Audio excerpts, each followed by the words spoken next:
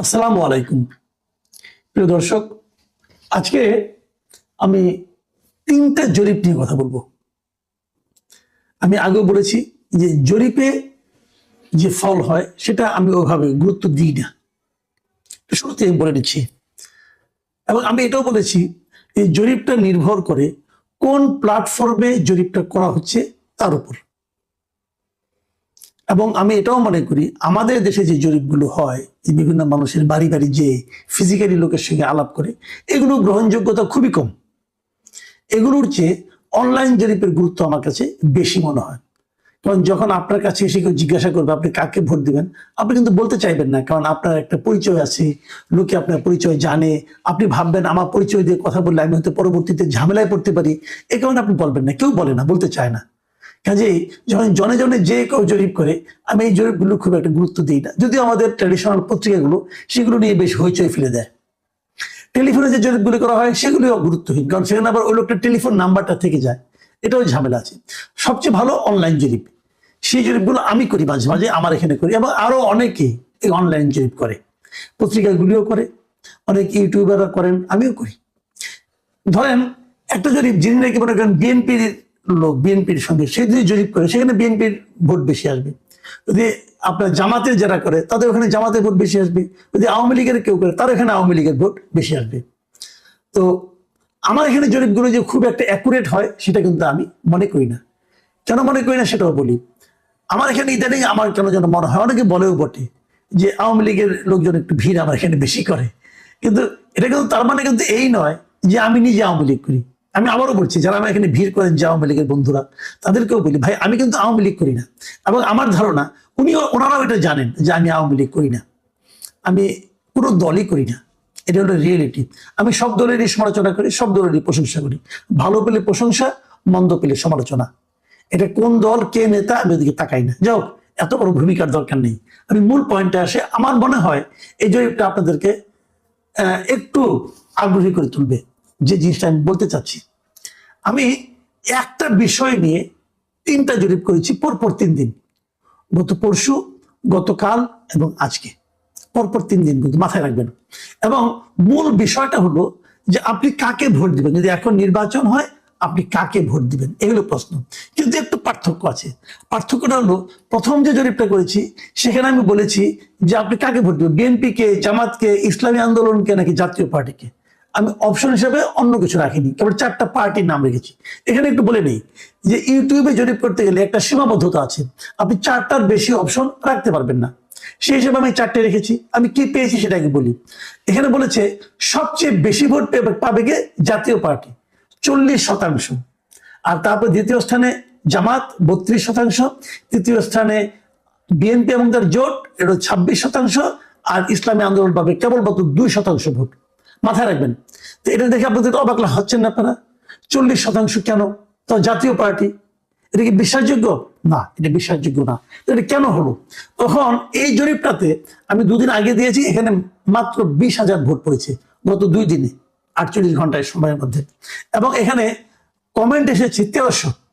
এই 1300 কমেন্ট যদি আপনি পড়েন তাহলে আপনি বুঝতে পারবেন ঘটনাটা কি। এখানে সবাই বলেছে যে আরো অন্ততপক্ষে একটা অপশন থাকা উচিত ছিল। সেই অপশনটা কি? যে আমি ভোটই দিতে যাব না। এই অপশনটা আপনারা রাখেননি কেন? কারণ ওই অপশনটা রাখলে তার মানে হলো যারা ভোটই দিতে যাবে না তারা জাতীয় পার্টিকে ভোট দিয়েছে এখানে, এই জন্য জাতীয় পার্টিটা বেড়ে গেছে।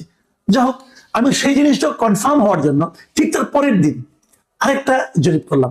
সেই জরিপে এবার আমি ইসলামী আন্দোলনকে রাখিনি, আমি বিএনপিকে রেখেছি, জাতীয় জামাত ইসলামকে রেখেছি, আর জাতীয় পার্টিকে রেখেছি। ইসলামী আন্দোলনের পরিবর্তে জাতীয় পার্টিকে রেখেছি, এবং তার নিচে আমি বলে দিয়েছি যে ভোটই দিতে যাব না। এটা কত হবে? এখন দেখলাম পুরো জিনিসটাই চেঞ্জ হয়ে গেলো একদিনের ব্যবধানে, কিন্তু পুরো জিনিসটাই চেঞ্জ হয়ে গেলো। এখানে চেঞ্জ হয়ে, এখানে ভোট পড়লো কত জানেন? এখানে ভোট পড়েছে 50,000 ভোট। তার মানে ওইটার চেয়ে 24 ঘন্টা পরে যে জরিপটা দিলাম, এখানে ভোট পড়ার সংখ্যা বেড়ে গেল। কেন বেড়ে গেল?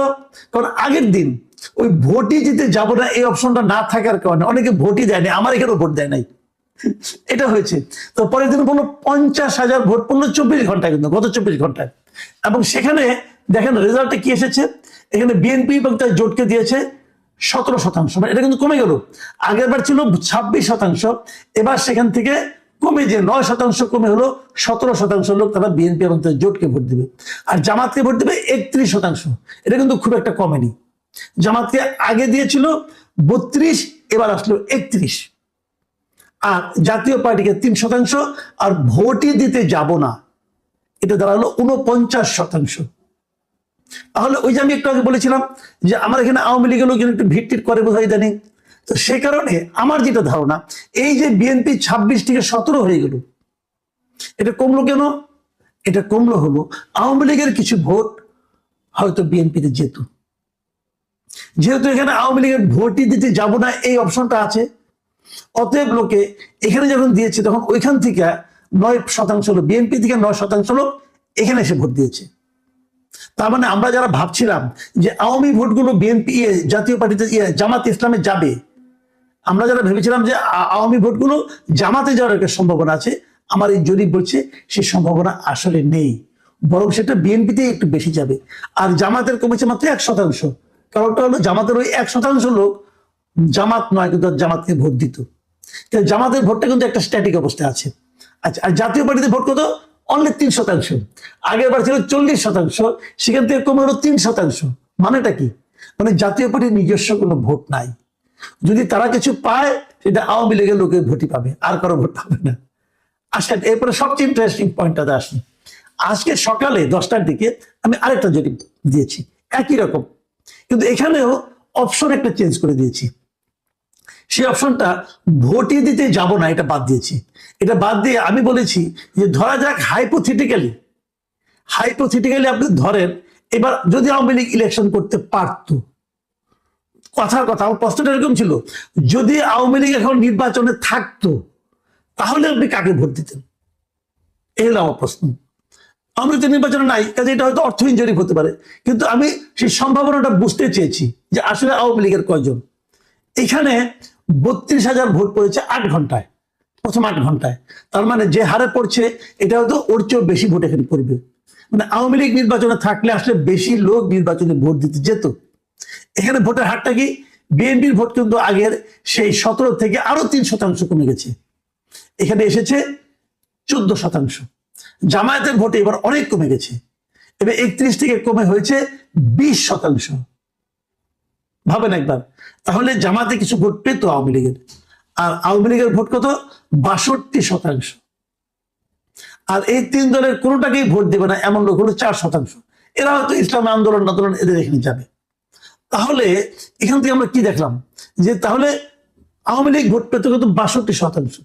তো যেহেতু আওয়ামী লীগ নির্বাচনে নাই, এটা নিয়ে আনন্দিত হওয়ার কিছু নাই। হ্যাঁ, কিন্তু আমি বলতে চাচ্ছি হয়তো আমার এখানে আওয়ামী লীগের লোকজন বেশি 80 তারিখ ভর করছে, যেহেতু ধরে নিচ্ছি কাজে তারা সবাই এই 62-র মধ্যে আছে।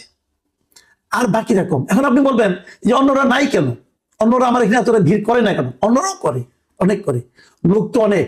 আপনি ভাবেন যদি 32% হয়, যদি 32,000 ভোট পড়ে, তার 20% কিন্তু কম না, প্রায় 6,400। 6,400 আমার এখানে যারা দেখে তাদের মধ্যে 6,400 জন যদি জামাতকে ভোট দেয়, এটা একদম কম ফিগার না। এই ফিগারটাকে একদম আপনি অবহেলা করেন না, এটা অনেক বড় ফিগার। কিন্তু এখানে যে জিনিসটা হয় কি, এই যে একটা ক্যারেক্টার আছে, আমি দেখেছি ইউটিউবে অনেকদিন থেকে, যে ইউটিউবের ক্যারেক্টারটা হলো যারা একটু বিপদে থাকে তারা সোশ্যাল মিডিয়ায় বেশি নির্ভর করে, যেমন আগে করতো সেটা বিএনপি অথবা জামাত, এখন করে আওয়ামী লীগ। আর যারা একটু লুটপাট এবং নানা রকম ধান্দায় ব্যস্ত থাকে তারা একেবারেই দেখে না, যেটা আগে আওয়ামী লীগ দেখতো না এখন বিএনপি দেখে না, তারা এখন অন্য কাজে ব্যস্ত। আর জামাতের যারা লোক তারা আগেও ডেডিকেটেড, এখনো ডেডিকেটেড, তারা খুবই সিরিয়াস, তারা সিরিয়াস ভঙ্গিতে থাকে। কিন্তু জামাতের যেটা আছে এটাই, জামাতের এটাই সুবিধা, এটি অসুবিধা। অসুবিধা এই কারণে জামাতের যত কর্মী তত ভোট, জামাতের কিন্তু তার বেশি নাই। আর আওয়ামী লীগ বিএনপির ক্যারেক্টারটা এমন যে কর্মী টর্মী হয়তো কম, কিন্তু ভোট, ফ্লোটিং ভোট সবাই সেখানে পড়ে। এরা কোনো দলের না, তারা এসে আওয়ামী লীগ অথবা বিএনপিকে ভোট দেয়, তারা সাধারণত জামাতকে ভোট দেয় না। এই ফ্লোটিং ভোট না হলে নির্বাচনে জেতা বড় কঠিন।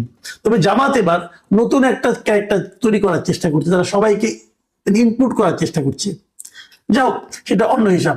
এখন আমি আপনাদেরকে রিকোয়েস্ট করবো, আপনার কমেন্টগুলো পড়বেন, কমেন্টগুলো পড়লেই বুঝতে পারবেন যে আসলে মানুষ কি ভাবছে, মানুষ কোন দিকে যাচ্ছে।